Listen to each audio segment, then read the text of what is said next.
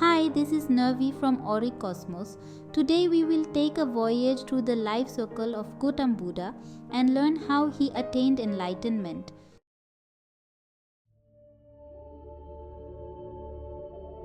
Once upon a time, in the ancient kingdom of Kapilavastu, located in present-day Nepal, there lived a king named Suddhodana and his queen Maya.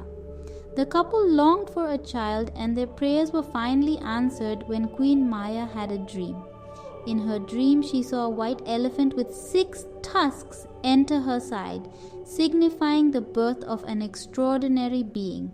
Not long after, on a full moon night in the month of Vaisakha, Queen Maya gave birth to a son in the Lumbini gardens while on her way to her parental home.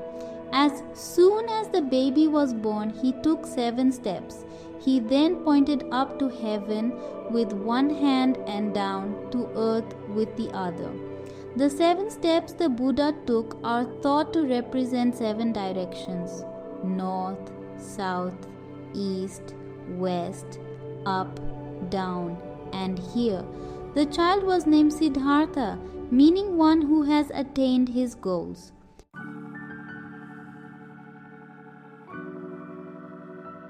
From a young age, Siddhartha was surrounded by luxury and comfort.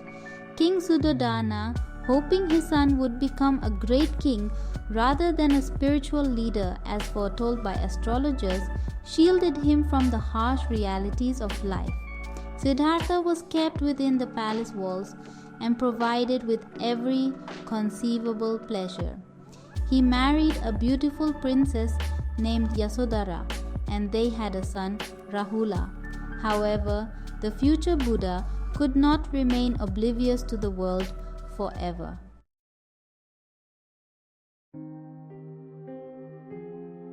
At the age of 29, despite his father's efforts, Siddhartha ventured outside the palace on 4 chariot rides, encountering for the first time the stark realities of life: an old man, a sick man, a dead man, and an ascetic. These sights deeply troubled him and sparked a desire to find a solution to the suffering he saw.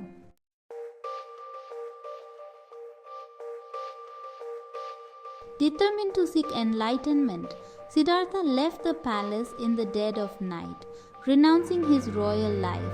He cut off his hair, exchanged his princely garments for a simple robe, and began his journey as a wandering ascetic.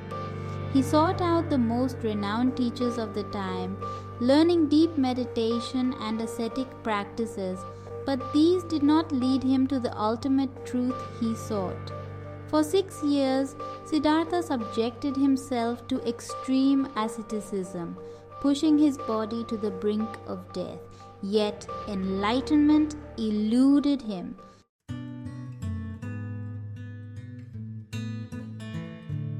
Realizing that self-mortification was not the answer, he accepted a meal of milk rice offered by a young village girl named Sujata, regaining his strength. This pivotal moment led him to understand that neither indulgence nor severe austerity would bring him enlightenment. He decided to follow a middle way, a path of moderation.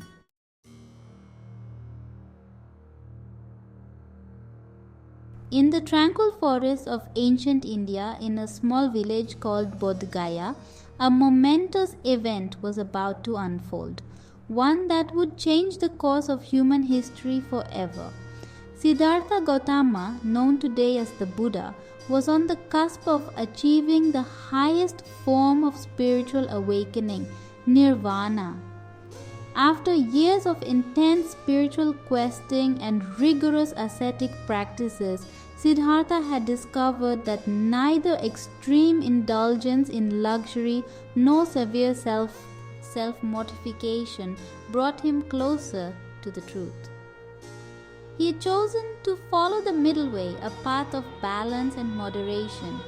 Armed with this fresh understanding, he took refuge beneath a pipal tree, destined to become famous as the Bodhi tree. resolved to remain seated until the moment of enlightenment dawned upon him. He meditated for 49 days and became Buddha, the awakened one. It was a serene and quiet night. The moon hung full and bright in the sky, casting a silver glow on the surroundings. Siddhartha seated himself in a meditative posture, his mind resolute, his heart open to the mysteries of existence. He began to enter deeper and deeper states of meditation. As he sat in profound stillness, Siddhartha's mind was filled with clarity and purpose. He began to recall his past lives, gaining insight into the endless cycle of birth, death, and rebirth known as samsara. He saw the threads of karma, the law of cause and effect, and how actions in one life influence the circumstances of the next. These visions were vivid and transformative, revealing the interconnectedness of all existence. But this was only the beginning of his journey to enlightenment.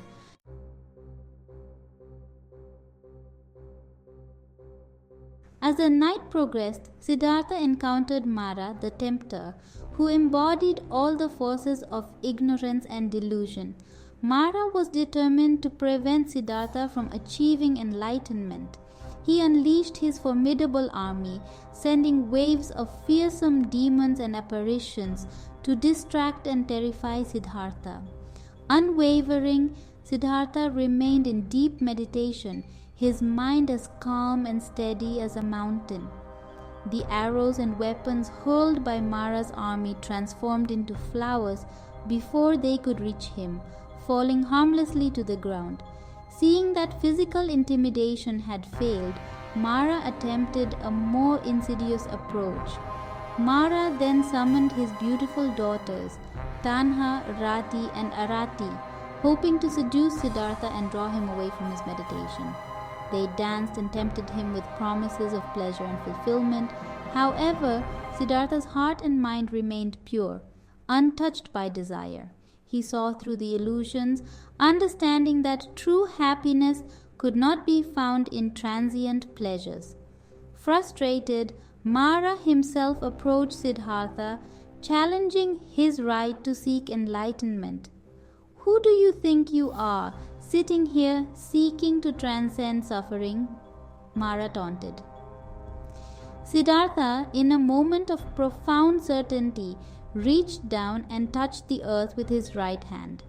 This gesture, known as the Bhumisparsha Mudra, called upon the earth goddess to bear witness to his countless lifetimes of virtuous deeds and sincere efforts toward awakening.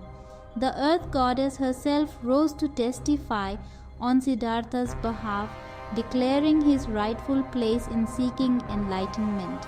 Mara, defeated and humiliated, retreated, his illusions dispelled by Siddhartha's unshakable resolve and virtue.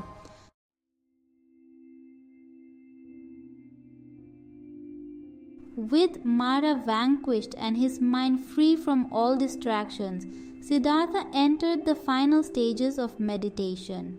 He focused his awareness inward, contemplating the nature of existence with profound insight.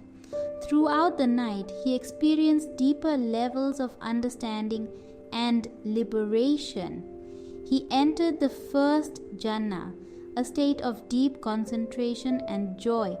He moved through successive stages of meditation, transcending all earthly attachments and desires. He saw the interconnectedness of all beings and the underlying truth of existence. His understanding of the Four Noble Truths crystallized. 1. The truth of suffering, dukkha, the realization that life is inherently filled with suffering and dissatisfaction. 2. The truth of the cause of suffering, samudaya, understanding that suffering arises from craving and attachment. 3. The truth of the cessation of suffering, nirodha, recognizing that it is possible to end suffering by eliminating craving and attachment. 4. The truth of the path to the cessation of suffering, magga, the Eightfold Path, a guide to ethical and mental development leading to enlightenment. As dawn approached, Siddhartha's mind reached a state of complete and perfect awakening. He had attained Nirvana, the ultimate liberation from the cycle of birth, death, and rebirth. He was now the Buddha, the enlightened one. In this state of profound realization, the Buddha experienced an overwhelming sense of peace, compassion, and wisdom. He saw the world with a clarity that transcended all human understanding. The morning star, Venus, shone brightly in the sky as the first light of dawn touched the earth. The Buddha rose from his meditation, his face radiant with the light of enlightenment. For the next 7 days, the Buddha remained in contemplation, savoring the bliss and profound understanding he had attained. He reflected on the profound truths he had discovered and the path that had led him to this ultimate realization. He spent a week under the Bodhi tree, then moved to other spots in the vicinity, continuing to meditate and contemplate the Dharma. After this period of reflection, the Buddha faced a new challenge. He pondered whether anyone else could understand the profound insights he had gained. He feared that the truth he had discovered was too subtle and deep for others to comprehend. However, Brahma Sahampati, a deity, appeared before him and urged him to teach, pointing out that there were beings with little dust in their eyes who would benefit from his wisdom. Moved by compassion, the Buddha resolved to share his insights with the world.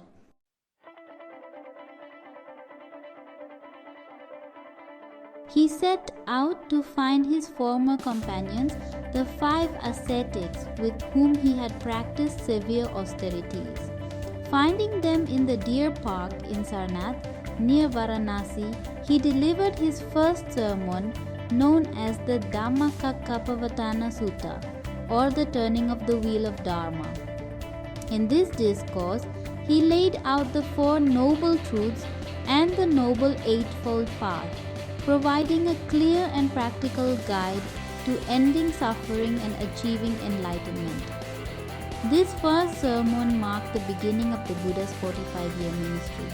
He traveled extensively, teaching and guiding countless individuals towards spiritual awakening. His teachings spread far and wide, attracting followers from all walks of life: kings, merchants, peasants, and even former skeptics. He established a monastic community, the Sangha, which became the heart of his teachings, preserving and practicing the Dharma.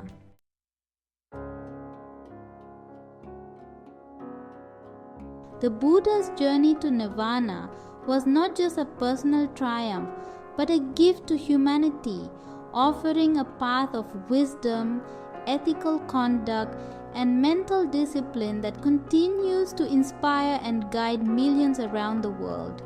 His life and teachings remain a beacon of hope and compassion, showing that enlightenment is within the reach of all who earnestly seek it. And thus, beneath the special Bodhi tree in Bodh Gaya, where the Buddha found enlightenment, his great story started. A story of deep wisdom and endless kindness that continues even now. Then Buddha spent the next 45 years traveling across the Indian subcontinent, teaching the Dharma, the path to enlightenment. His first sermon in Sarnath, known as the turning of the wheel of Dharma, set forth the 4 noble truths and the noble Eightfold Path, forming the foundation of Buddhist philosophy. The Buddha's teachings emphasized compassion, mindfulness, and the impermanence of all things. His message attracted followers from all walks of life, from kings to commoners. His cousin Ananya became his devoted attendant, and his chief disciples, Sariputta and Moggallana, were instrumental in spreading his teachings. At the age of 80, in the town of Kusinara, present-day Kushinagar, India, the Buddha fell seriously ill after eating a meal, offered by a blacksmith named Konda. Knowing his end was near, he instructed his disciples on how to continue practicing the Dharma. He then laid down between two saltaries and entered a deep meditative state, passing into parinirvana, the final release from the cycle of birth and death.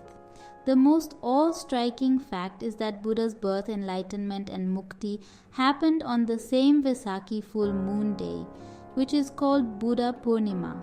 This is also called the Triple Blessed Day, and it is considered an auspicious day around the world.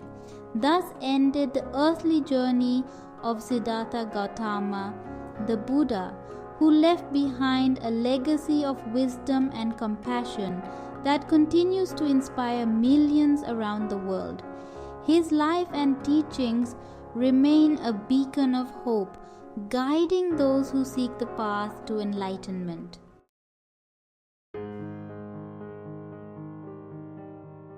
So, if you like the story, please subscribe to my channel and stay blessed by God's grace.